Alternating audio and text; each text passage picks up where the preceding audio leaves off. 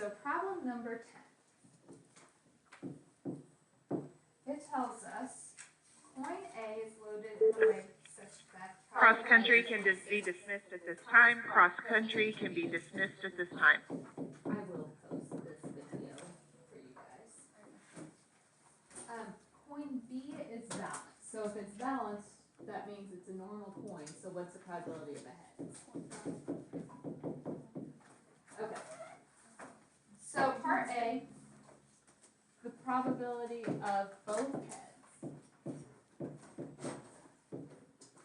Okay, first thing we have to ask ourselves, are these independent? If I flip a head on one coin, does that change what I flip on the next one? No.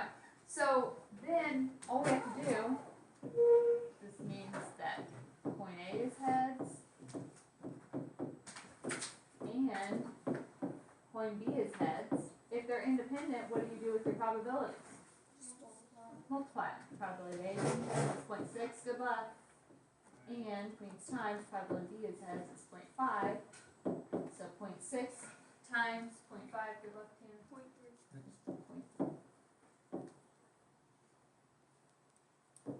And again, we're able to just straight multiply those probabilities because they're independent from one another. Okay? Different from mutually exclusive. Mutually exclusive would be saying you can't flip both of them at the same time.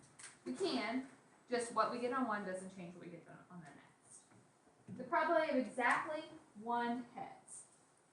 So remember, we have coin A and we have coin B. So to get one heads, it could be that coin A is heads and B is tails. Or, what's the other way it could happen? A is tails and B is heads. A is tails and B is heads. We agree with that? So what is the probability that A is heads? 0.6. And the probability that B would be tails? 0.55. Or means, what's the probability of getting tails on coin A? 0.4. And heads on coin B? 5. Okay, so if we multiply those,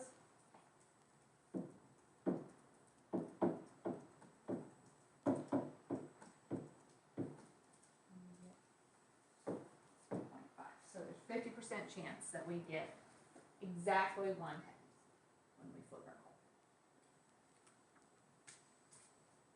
coin. Alright, C, neither heads. If there's neither heads, then what are both points? Tails. Okay. So what's the probability of tails on coin A 0.4. and tails on coin B? 0.5.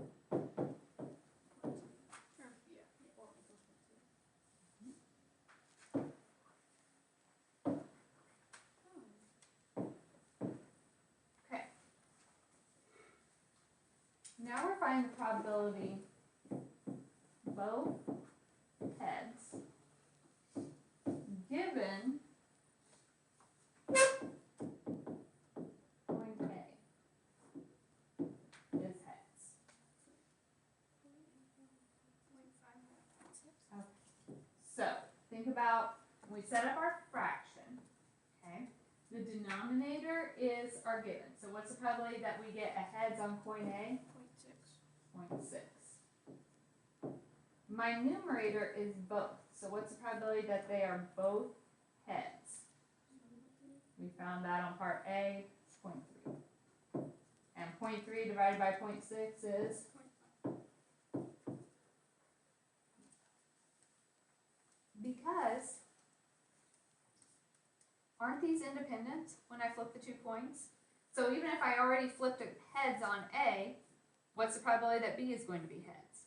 0.5 because it's unrelated. 0.5 because they're unrelated.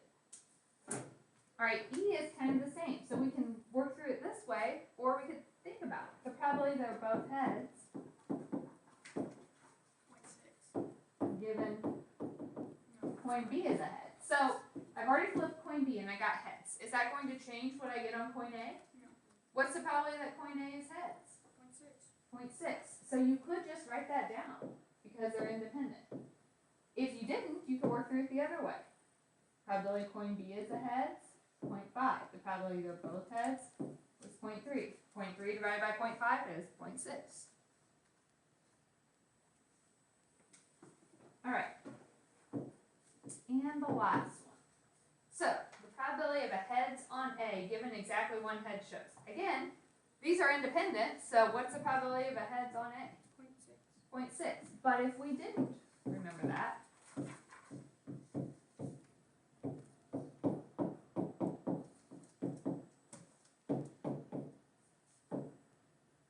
so our denominator would be how many are exactly one head. So if we look back on part B, the probability of one heads was 0.5.